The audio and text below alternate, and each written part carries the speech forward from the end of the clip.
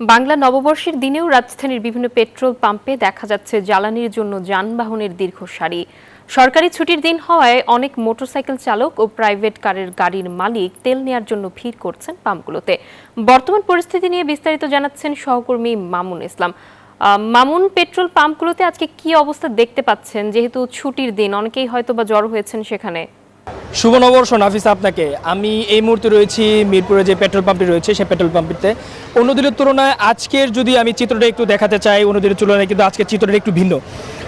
আজকে বন্ধের দিন থাকায় কিন্তু অনেকে সকাল থেকে অপেক্ষা করছিল তাদের কাঙ্ক্ষিত তেলের জন্য, কিন্তু আজ সব পাম্প ঘুরে আমরা দেখেছি রাজধানীতে যে পাম্পগুলো রয়েছে, যে পাম্পগুলোতে তেল রয়েছে সেই পাম্পগুলোতে কিন্তু দীর্ঘ লাইন, এবং কেউ কিন্তু কালকে রাত থেকে দাঁড়িয়ে আছে এবং এখনো পর্যন্ত তাদের কাঙ্ক্ষিত তেল পায়নি। এবং আমরা আজ যেই পাম্পগুলোতে তেল রয়েছে সেই পাম্পগুলোতে দেখেছি যে 3 থেকে 4 কিলোমিটার পর্যন্ত কিন্তু জ্যাম।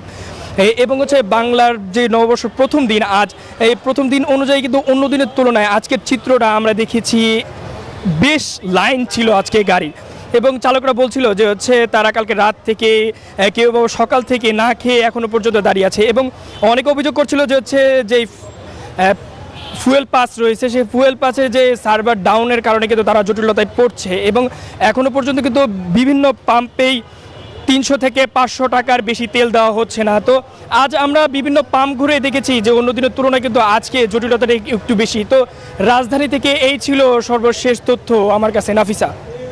মামুন, ধন্যবাদ আপনাকে আমাদের সঙ্গে যুক্ত হওয়ার জন্য।